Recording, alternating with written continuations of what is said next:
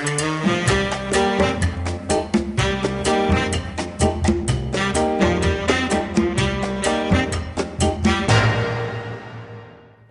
everybody, I'm Nacho Average Mom. Welcome back to my show. Today we're going to be teaching you how to make birria and queso tacos. For this recipe today, you're going to need a 1/4 cup of white vinegar, about 6 to 8 chile de árbol. I got 4 chile morita, 30 chiles costeños, about 6 chile puya, 4 chile guajillo, and then you're going to need a full Spanish onion cut in half and about 10 garlic cloves. For the meat, it's going to be, this is top round beef chuck, 6 pounds, and it's already cut into cubes.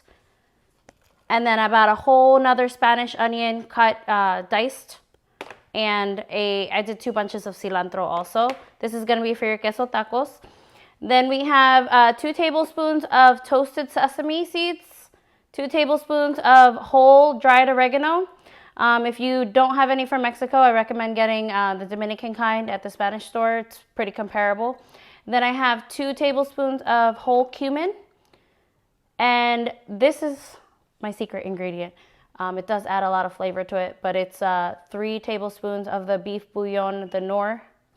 And then I have a couple pieces of fresh ginger and about 6 bay leaves. You're also going to need some masa, some maseca for your tortillas, and some mozzarella cheese for your tacos. So first you want to start off with your pot. You're going to put all of your beef chuck inside of your pot. I'm using my Instapot pressure cooker today to save some time, but you can also do it on the stove.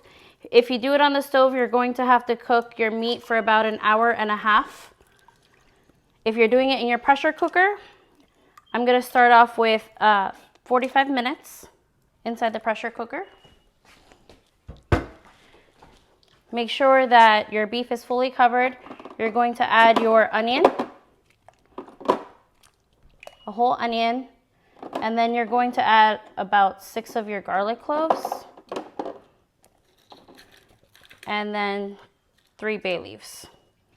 Add a little bit of salt to this, and then just pop it in your pressure cooker for 45 minutes.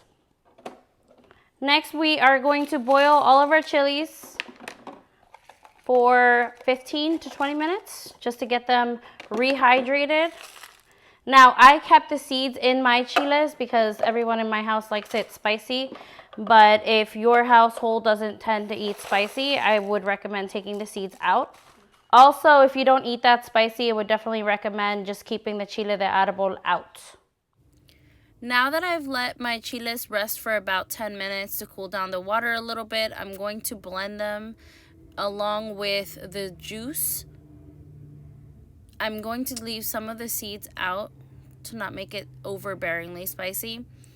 And in the blender, you're going to add your garlic, your white vinegar, and all of your spices.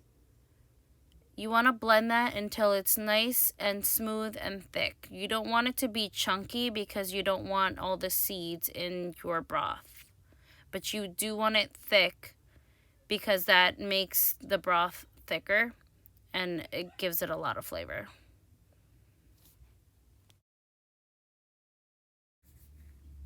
Okay, so here's my blender, and as you can see, it's nice and thick and creamy. I'm going to put this back into my pressure cooker and let it cook for another 20 minutes. Prior to that, I did let the steam release from the pressure cooker by itself for 20 minutes. I just let it rest, and this prevented the oil from seeping out of the top when I released the pressure. If you are cooking it on the stove, cook it for another hour with the chile sauce to give it more flavor. Okay, so now I'm going to make the masa for my tortillas. Today I'm going to be using a full bag of maseca because I have a very large family. But I definitely recommend starting off with either a 1/4 or a half bag at most. In my pitcher, I have my lukewarm water ready to go. And I'm just going to gradually incorporate that into my masa, kneading it and massaging it in with my fingers as I go until I don't have any powdered masa left. And make sure you're adding it slowly because you will create a big pool inside of your bowl and it gets messy. So just knead it in and work it through until you don't have any lumps inside of your masa. Make sure it's a smoother consistency, kind of like kinetic sand. And this takes a lot of time and patience, but it's definitely worth it in the end when you have your handmade tortillas. Okay, this masa is looking great. As you can see, it's not sticking to my hand. It's molding perfectly. There's no cracks in it. Cracks would be a sign of dryness, meaning you need to add a little bit more water. And it's great. So I'm going to form like a volcano in the middle of my bowl, and this will save time when making a lot of tortillas. So you can just grab from the top of the mountain or volcano and just kind of form your balls. And if you want to save a little bit more time, I would definitely recommend making the masa balls in advance so that you can kind of get the same shape all around, and then just putting them along the sides of the bowl.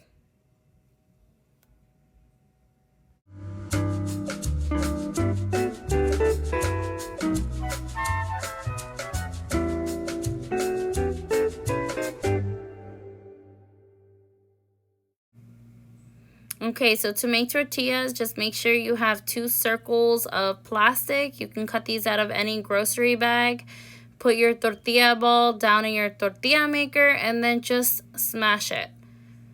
As you can see, it's nice and thin, not paper thin and not too thick.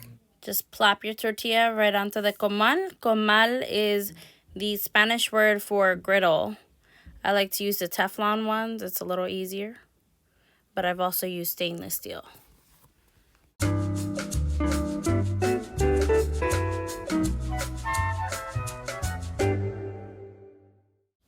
It starts getting dry around the edges when it's ready to flip, and you should be able to move the tortilla with ease on the comal.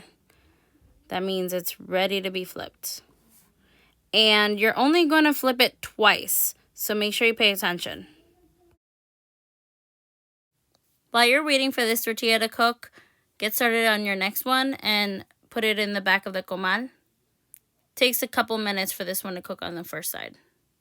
We're going to look for some golden brown spots appearing on the other side, and that gives you the indication that it's ready to be flipped again.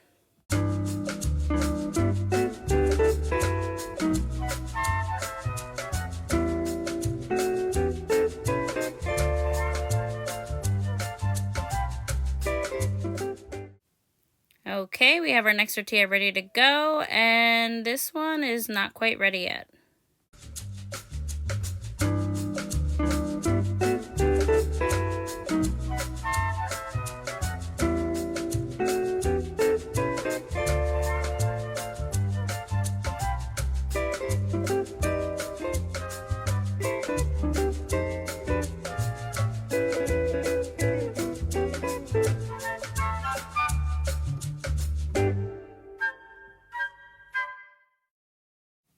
Alright, let's check this one.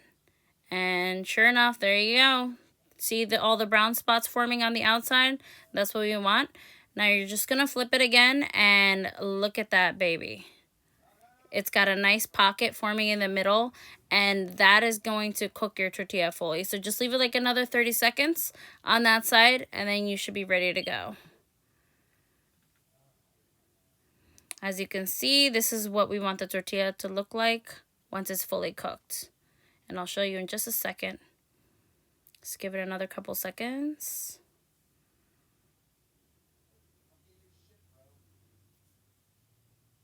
And there you go. That's what we want it to look like. Beautiful.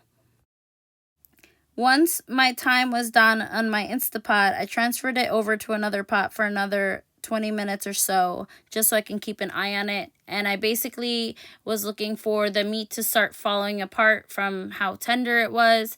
I transferred all the meat into my mixer with the paddle attachment for a couple of seconds, and it literally shredded it for me. Next, what you want to do is skim off the oil off of the top of the caldo and put it in a bowl. Set it aside because you're going to need that later for your queso tacos. And then whatever's left over at the top, you can put it in another bowl along with some consomme.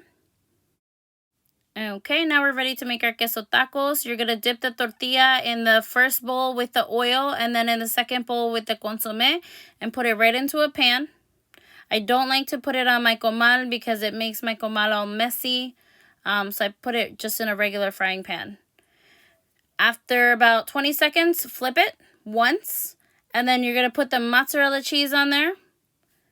Put some birria meat. And then you put the cilantro and the cebolla.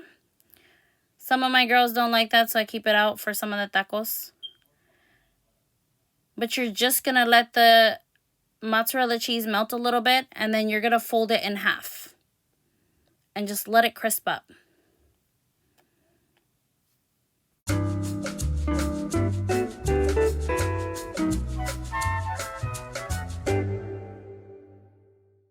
Next, we're going to set up our consomme bowls. In each bowl, you want to put some diced onions, some cilantro, and some birria meat.